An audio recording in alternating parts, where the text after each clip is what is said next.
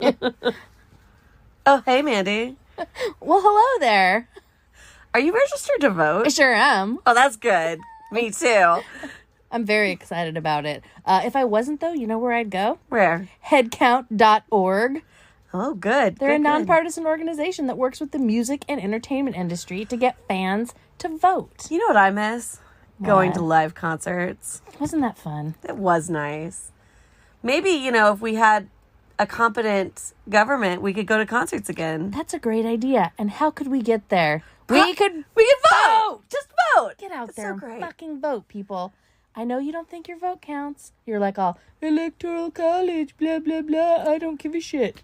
Well, you need to start giving a shit, motherfucker, I swear to God. And vote for your senators and congressmen, because that filibustering shit that they've been doing is bullshit, and that needs to come to an end, too. Listen, if you're not sure if you're registered to vote, go to headcount.org, where you'll find all the information you need to be ready for Election Day. So, register to vote at headcount.org. And maybe we can go to a concert again someday and rock the fuck back out. Ah, that would be awesome. Vote, bitches!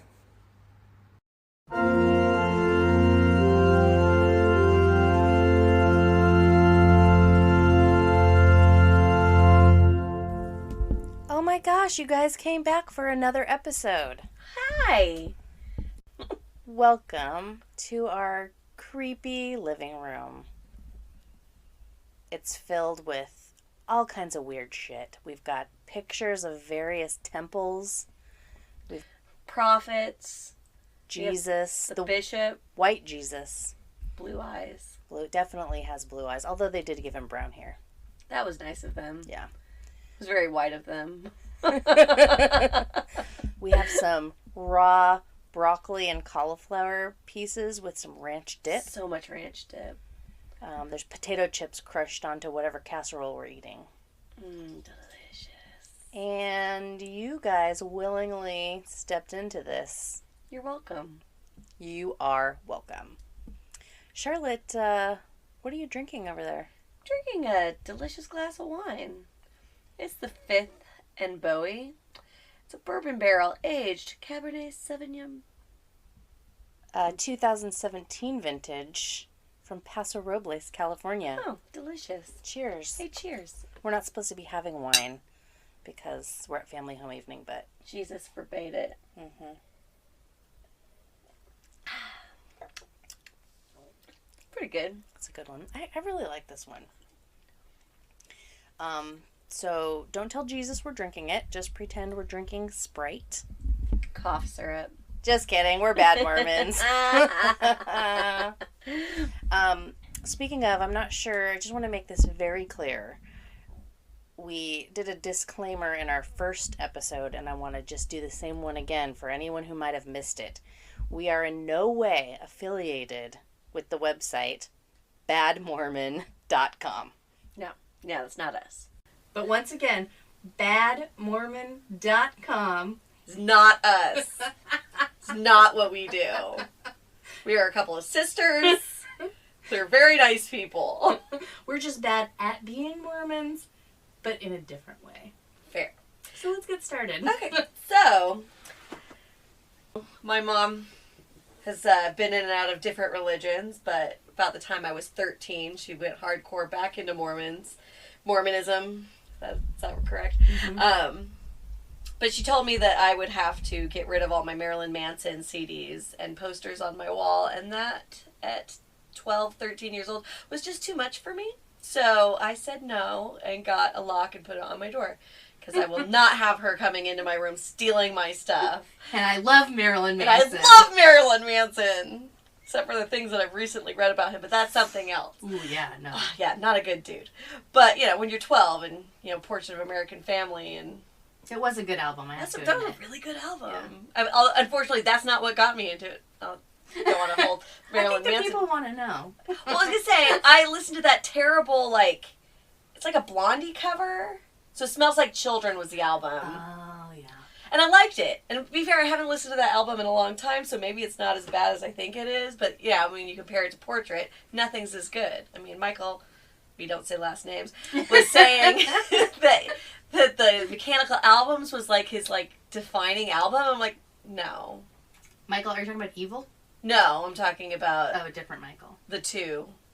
Yes. Eminem, if Got you will. It. Yes. I'm like, you're wrong, Michael. You were wrong. Mechanical Albums was not that great.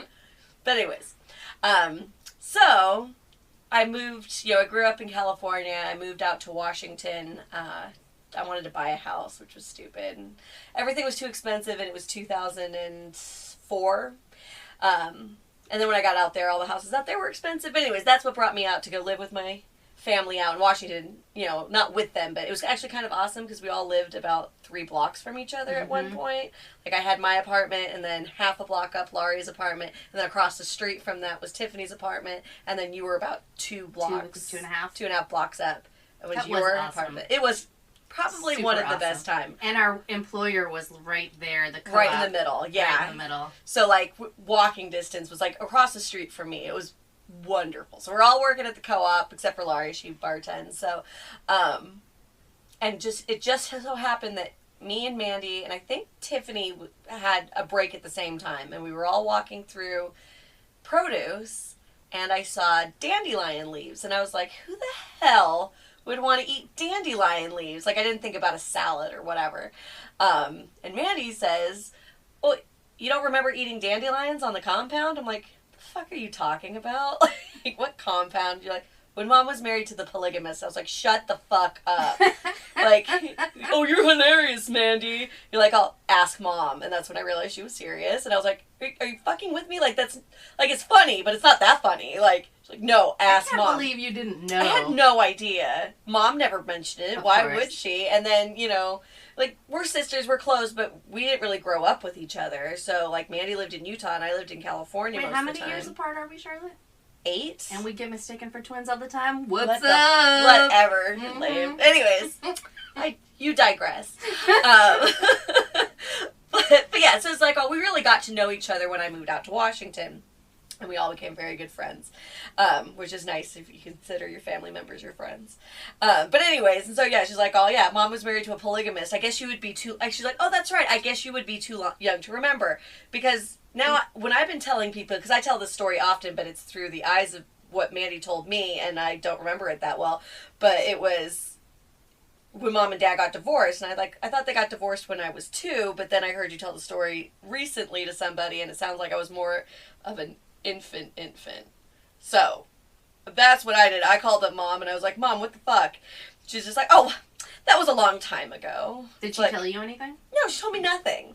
I was like, no, I want to know. She's like, it was a long time ago and I don't want to talk about it. I'm like, ugh.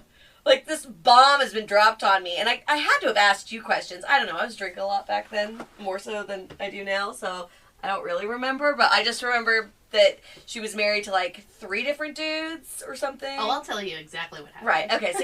So go on. Well, so I just want to preface this by saying that Mom wouldn't tell us anything either. Like, because we just didn't talk about it for a long time. And then when we tried to get information about it, it was the same thing. Like, I don't want to talk about it. And so for some reason, like when we started deciding we were going to do this podcast, I was just grilling her and I was not letting up. And she's like, oh, who even remembers? It was such a long time ago. But she finally dished. So the original story, or the story that I guess I've been telling for however many years, is not correct. Oh. Because my memories are a little bit different. Because I was, actually, I'm going to have to look at my spreadsheet. Perfect. Going back to my spreadsheet of the timeline of my life so I can remember like what year thing was. Yeah.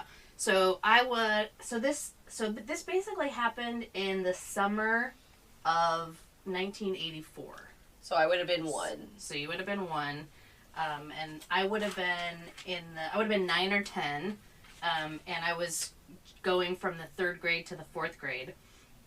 And I didn't know anything about like how they split up or how Mom and Dad split up or anything like that. I had just been told, and I remember very clearly being told as a kid as we were moving, that our dad didn't love us anymore. He didn't care about us. He didn't care where we were, and just forget about him because he's not in our lives anymore. And it was the original 6 of us kids. And we were all just like, freaking out, like, where's our dad, and it was just like, nope, that's not a thing anymore. That's and I insane. Very clearly remember that. And I'd come to find out later, that obviously, like, our dad was just devastated. He had no idea where we were. My mom just took all the kids and ran in the night to a polygamous compound. Guess you just don't call the police back in the 80s when your wife steals your children? I kind of wonder if they had in the end. Like, this whole expedition seemed to me to be, like, years long, and it was really only, like, 3 months at the most. Okay. So, I don't know if the cops were called. It's possible that they were. I know that Dad basically left our house on 3rd East and moved in with his mom. And actually, he might have been living there before Mom took off. Because when I asked her why, like, what prompted the whole thing or whatever, he's like, well, Randy was threatening to take Tiffany. And I wasn't going to let that happen, so I left. And I was like, well, that sounds weird. Yeah, first of all. Also, why would he only take Tiffany? Right. Right. And I asked her that, too. And she's like, well, so it was Maxine. So Maxine's our grandma. Rest in peace. We love her dearly. She's a wonderful human being. Don't get any better than that. You really don't. She's wonderful. Yeah. So apparently Grandma had said something to Tiffany, like, oh, you're going to be our little girl and you're going to come live with us. So that makes me think that Dad was living at Grandma's at the time. And that got back to Mom somehow, which turned into, Dad, Randy's going to kidnap Tiffany. And so I'm going to kidnap them first. We have to go on the run. Yeah, so I'm going to kidnap them first. So we all got scooped up in the night and herded off to the first of 3 polygamist compounds. And so, let's see, where should I go from here? So we, it was a thing. We jumped around from a few different families, and like as I kept telling this story over and over again to different friends, a bunch of weird stuff kept coming up. So I'm going to try to like keep it in the timeline that it happened, but we found out parts of information in a very strange order. Like, just for example, so one of my friends in Bellingham, Tammy, in one of the last houses that we lived in, one of the last polygamist houses, there was an incident where like the septic wasn't working or something like that, and this house was real shitty. It was like, there was probably, I don't know how many kids were living there, but there was 3 families living there, and there was one room that was like, I want to say like an 8x8 room, and we had draped sheets from the ceiling to basically create 4 different little quadrants in that room, and it was a mattress on the floor of each one of those, and then 2 girls to a mattress, and that was just in one room. That was like the girl room. Then there was the little kid room, and then there was the boy room and the little boy room or whatever. So it was at that house that the septic went out, and there was like a porta potty in the yard, and like I said, I was like 9 or 10, and we ended up toilet papering that house with like the shitty poo toilet paper. Ew. I know. So gross. I know. Trust me, I know. So telling that story later, I found out that my friend Tammy, who, oh my God, she should start a podcast because her mom is just insane. Apparently her mom was also sleeping with, dating, married to that polygamist guy. At the same time? At the same time. So crazy. We toilet papered the house together at 9 years old. And you guys didn't even know it. You guys friends later. No idea. And do you guys meet in Washington? We met in Utah. Okay. So she came out to Utah. But we met in high school. Okay. Well, we met when I was like 9. 9, right. But we had no idea. But we just both remembered the horror of that story so much. So funny. That she was like, wait a minute. Was that a Nibley? And I was like, yeah. Was that Ron Green? Oh, I guess we can't say last names, but you know what? Fuck him. You know what? Fuck the polygamists. You can say their names. There's some infamy. They're published. Right. Well, so I'll get to that too. But anyway, so like weird things like that would happen as we would tell the story. So, my brother Casey and I was hoping that he would be able to be on this one, but I started reading this book at his recommendation, and actually my friend Erica's recommendation, called Under the Banner of Heaven, which is written by John Krakauer. If you haven't read it, it's very entertaining and horrible, and it has some of it's really dry. It goes into like Mormon, history, like from a historical perspective, not necessarily the current Mormon, how they would want it to be perspective. And then it also talks about some of these, like, FLDS, so that's Fundamentalist Latter-day Saints. So that's basically the original version of the church. The current version of the church has, you know, discarded some of those, like, principles that they used to hold dear, you know, because they were fucking crazy and horrible. Well, they're very convenient on the things they decide that they'll no longer, you know. Well, that's the good thing about revelations. Right. You know, you can just have a revelation and it'll all change with the times. Yeah. So, anyways, Under the Banner of Heaven, I started reading that, and my memories were fuzzy except for a few things. But as I was reading that book, all of a sudden, like, I was reading the part where they kept referring to the church, the polygamist church, as the work. And I was like, the work, that sounds so familiar. Like, that's what we would call the church. When we would go to church, it was the work. And so that really jarred my memory. And then I remembered, I had this image in my head of us going to church in a cave, which I know is not right. But I remember very clearly, like, I had a, like, short, permed hair, you know, because my aunt was a beautician. We called it beauticians back then. She was always giving us, like, perms. So I had short permed hair, big 80s fro. I looked like a poodle. And then I was wearing, like, a black drop-waisted dress with neon ruffles that was kind of above the knee. Yeah, I would totally rock that today. But yeah, it was just, like, definitely, like, I was full 80s child. Love it. And then the people that were in the church were like the people that you see on TV, like the long sleeves, all the way to the ankles, long hair and braids. They let you go to church in that. Well, they were. I have a feeling it was like a trial period. Right. Be nice to the no, not apostates. You don't become that till later. Yeah, I don't know what you call that. The outsiders, but yeah, because they have the dresses that go all the way up, the turtlenecks. It's like all the people we see at Cedar the City. DI and Cedar City or St. George. Right. It's like those people. It's probably the same people. But yeah, anyways, and so I had this memory of me just really not fitting in. Oh, and another weird memory about that too was, like, so in, like, regular church, in the modern version of the church, LDS church, you would get the sacrament, which is like a version of the Catholic, you know, body of Christ and blood of Christ, where you drink the thing. Right, and you get a little bit of water and you get a little bit of Wonder Bread. Yeah, in a little cup. Right. Those little ketchup cups that you could split apart. Right. I was trying to think of what those cups were, but they're definitely ketchup cups. And I remember it being super weird at the work church because they passed around a loaf of wheat bread, and you would just pick off a chunk of the wheat bread. Coronavirus. Right. And then you would drink grape juice out of a little plastic cup, like a shot glass. So I don't know why that sticks out to me too. So yeah. Anyways, I had herpes. I had this vision that we were in a cave doing this, which we were not.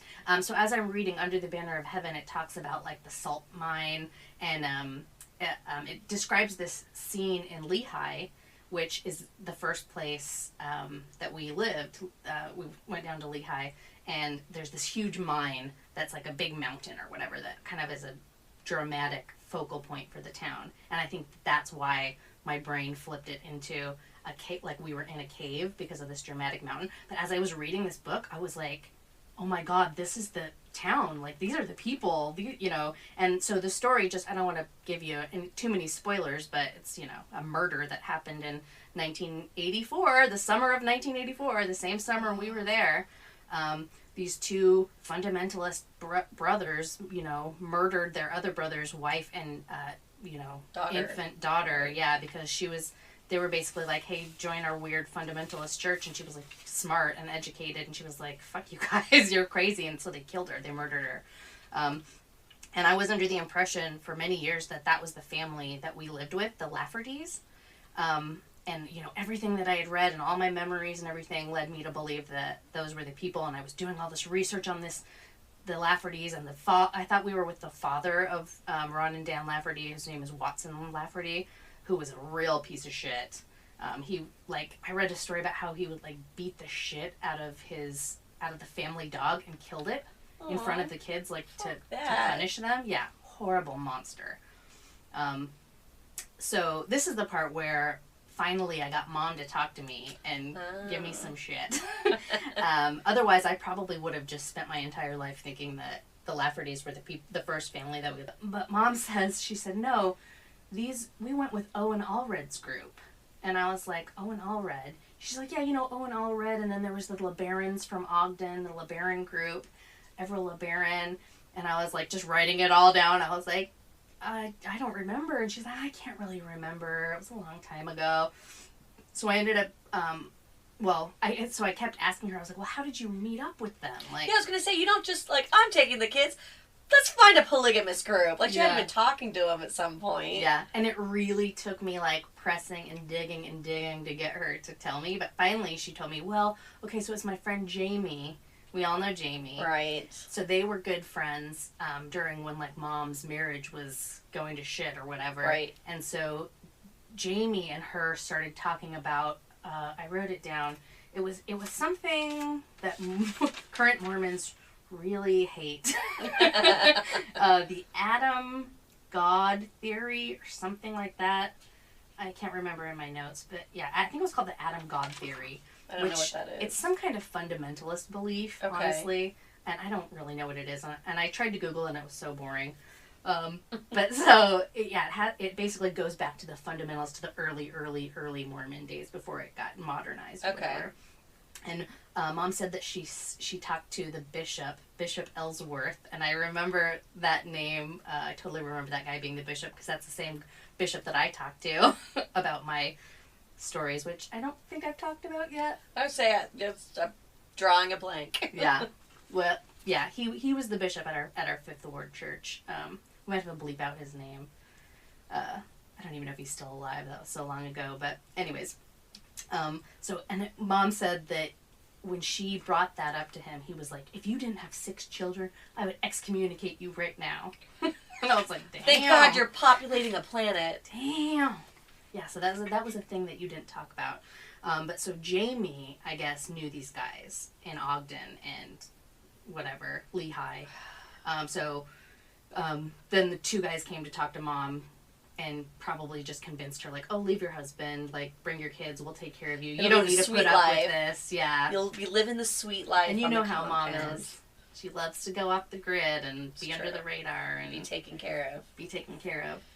So yeah, so I googled the Owen Allred group, and they are a pretty popular sect of fundamentalist Mormons in Utah. They're based out of Bluffdale, Utah, and then the LeBarons are out of Ogden, Utah, and one of the LeBaron people, Everett LeBaron, had Owen Allred murdered.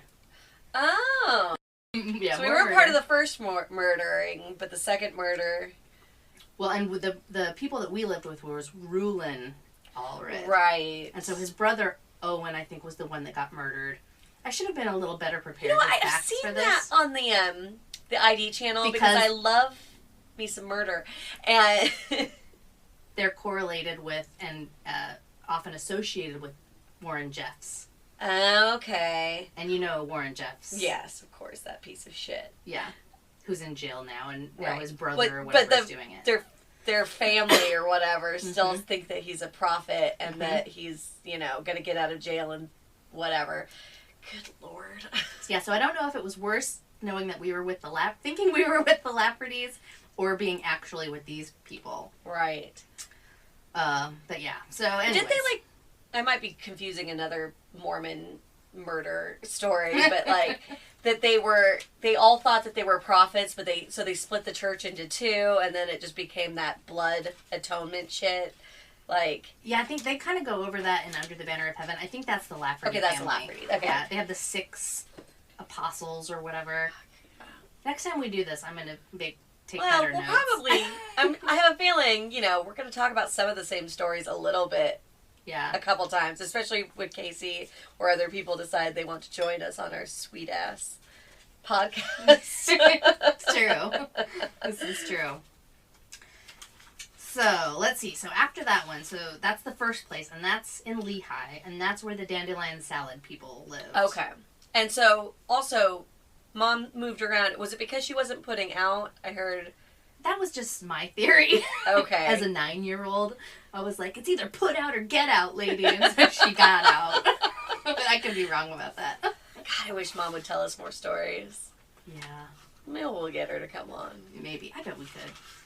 She went on Tyson's podcast. Oh, that's a whole other podcast to talk about that. It's going to take another 47 hours to talk about that one. Don't worry, listeners. Don't worry, my 2 friends from high school. We're gonna fill you in on all the dirty deets.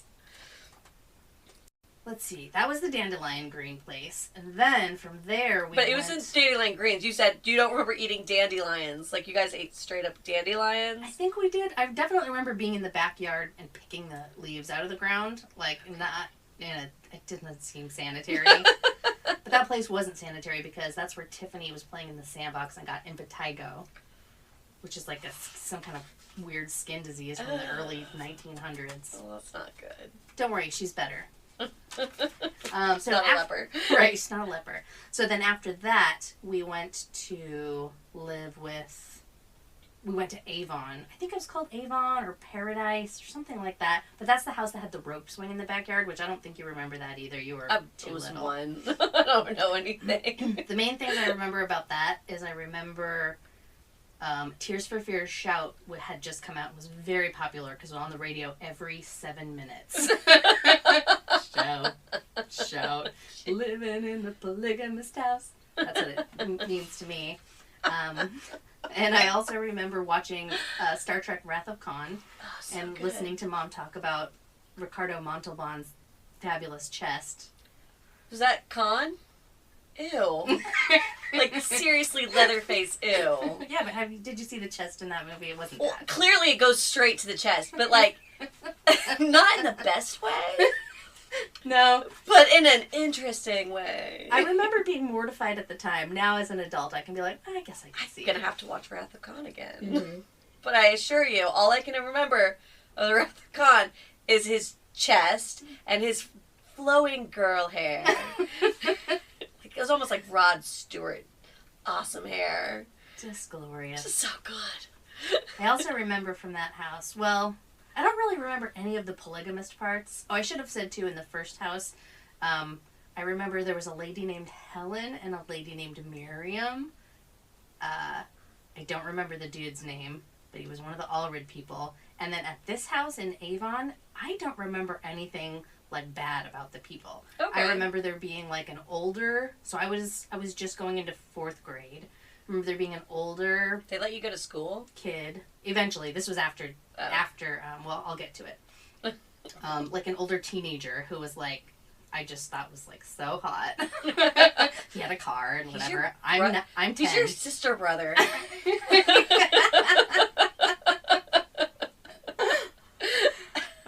Yeah, but I don't remember the people there at all. They just seemed like nice, normal.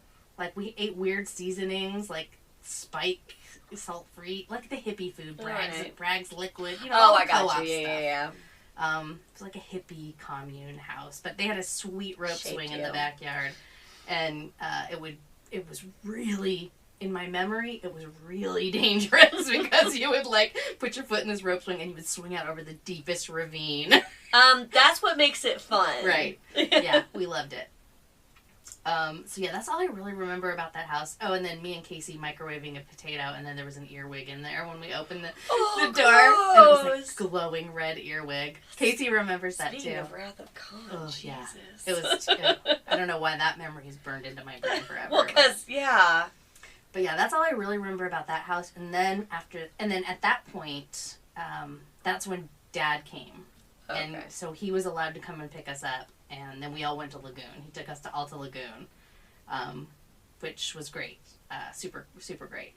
And then, I don't know, I guess they were working out their situation or whatever. And then we went to live with Ron Green. I'm pretty sure this was the last house we lived in. I might be getting the 2 houses mixed up. It might have been Paradise in the last and the Greens in the middle.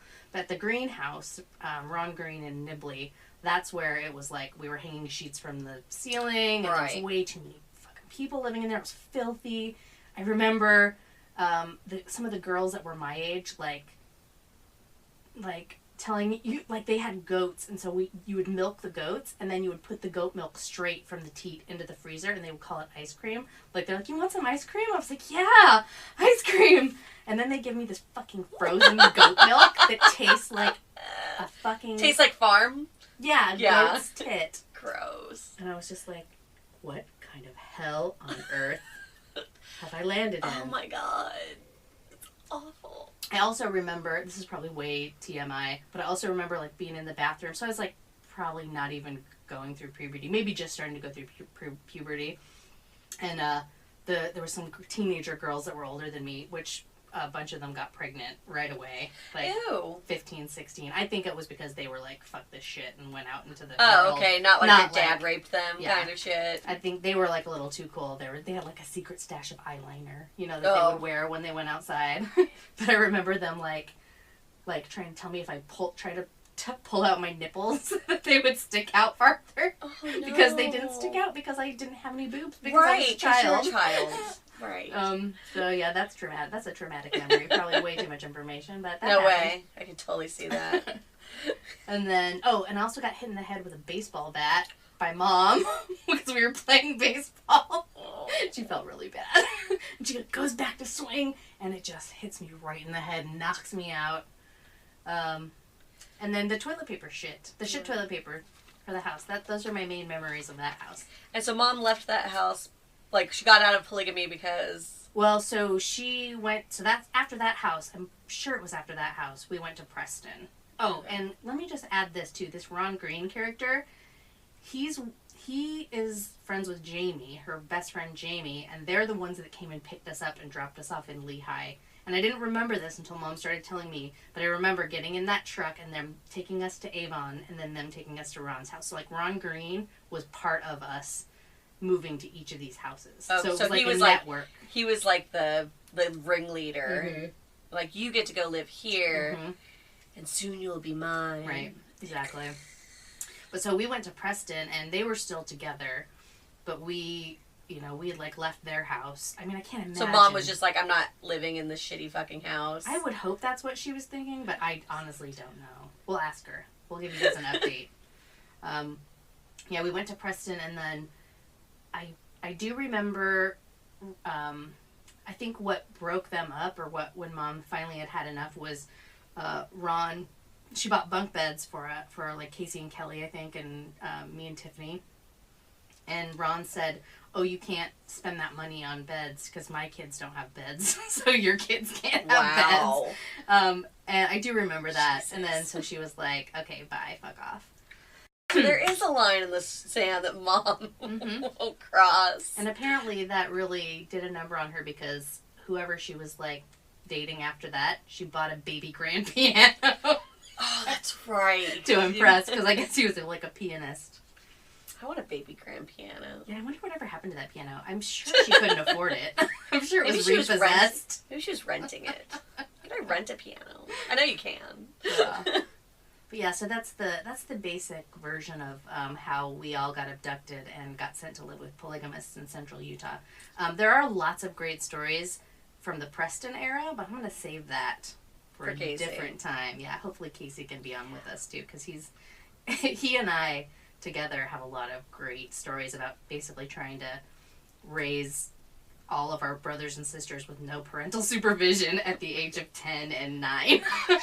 Wow. Kept you alive. Right? Also, like, my earliest memories, like, I kind of remember Las Vegas. So by this point, she was already married to Jeff.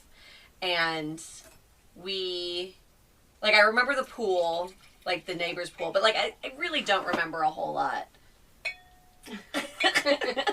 So thirsty. But then, like, I kind of really remember Mission Viejo. Because I remember going to...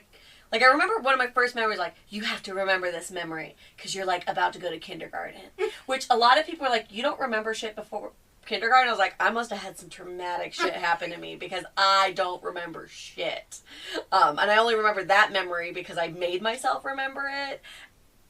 Don't know why, but, and then I kind of vaguely remember kindergarten a little bit, like my cat followed me to school one day. But anyways, as far as mom's religion goes, I remember, she wasn't Mormon when I grew up. Like, the only time I ever went to church was when I'd visit Dad in the summertime, and he'd make me go, and I fucking hated it. And I would sit through sacrament, which is like the longest fucking thing, and it's even the worst if it's like the third Thursday, because it's, what's it, where everyone... Testimony. Ugh. Anyways, so I would convince Dad that I needed to go home and eat a bagel, because if I didn't, I was going to take a handful of that fucking Wonder Bread and eat it, because I was so hungry. My blood sugar, my hypoglycemia. I was like, I gotta go.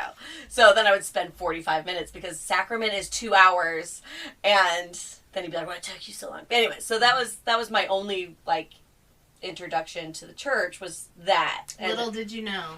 Awful. That you have a polygamist background. Right. The Owen Allred LeBaron group. Right? Yeah, Mom was Wiccan when I was little. Like, she had, like, the daggers and, like, the, like, statues of, like, dragons and shit. Like, I don't even think she knew what she was doing. I loved that phase. I know we talked about that already a little bit, but I loved that That was good. I mean, what? Like, I remember a sander, she had, like, what do you call it? Like, a wand? Like, I had one of those, too. But, like, why? Because it looked cool and goth, and all my friends were jealous. But still, like, I want to know what Mom was thinking. Like, what the hell? And yeah, and then when I was about 12, she decided to be hardcore Mormon again and go straight back into the church, and we all had to go to church, and we all had to pay tithing or some shit. That did not last very long. For me, I was just like, I'm fucking out. Like, I can't. You've lost your mind, lady. And luckily she didn't push it, because I don't know where we would be at this point. I mean, I wouldn't have gone. Would I have gone and lived with Dad? I don't know. Who knows? I doubt it. I only lived with Dad twice, and I hated it each time. I loved Dad, but he was just at work all the time, and And that's how you got to do whatever you wanted. Yeah, that's right. This is just one last quick story, just because it popped in my head. The first time I ever skipped school, I skipped school a lot of times in high school. Never skipped school. Oh my God. Ever. The first time I skipped school, which was, I think I was definitely in the 8th grade at Mount Logan Middle School, and I skipped school, and I was so scared to get caught. So, like, I went to Winchell's Donuts and got a donut, and I saw the cops drive by, and I was like, oh, I'm going to go to jail, or I'm going to go to juvie, or whatever it was. And so I went back home, and so the very back shed before that room had gotten converted into my bedroom, there was, like, the back unfinished shed behind that. That's where Casey That was Casey, Casey's man cave, his childhood teenage man cave. He had a little black and white TV hooked up out there, and so I ran home, and I hid in the shed all day long, watching Mr. Rogers on that little fucking TV. And I heard Dad come home from work in the morning, and it was about lunchtime, and I was so hungry, and I didn't even think about what I would do for lunch, because I wasn't at school, and I didn't get school lunch. So I heard him, like, I heard him shut the bathroom doors, and I heard the bath running. And so I snuck inside really fast, and I grabbed a thing of saltines, and then I ran back to the shed to hide it out until school was over, till I could come out and pretend that I had gone to school all day. It was the worst day of my life. That's right. Imagine having, we'll say, 5 kids, because Terry probably wasn't, even when she was around. This was before Terry. But I just want to point out, let's say you've got Terry, my dad, their 2 children, although Colin was pretty young when they moved to the new house, but... So let's just say 7 children, no shower. Oh yeah, no shower. Only a bathtub. That's gross. Right? I love me a bath, but yeah, it was a clawfoot, porcelain, bath, but no shower. You know what else about that house? There's only 7 people, 1 bathroom. Before Dad tiled over that bathroom floor, there was a hatch. A laundry chute hatch that would go down to the unfinished basement. Ooh. So you could throw your clothes down it.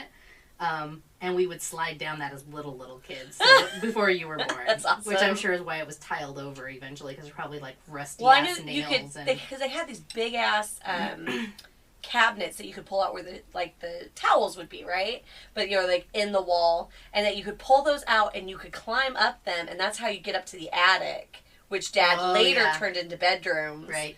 But I didn't for that little tiny house, he really made some, like, shit out of that. Like, Mm-hmm. extra bedrooms. I mean, I guess that's what you got to do when you got 5 million children. Yeah, I guess so.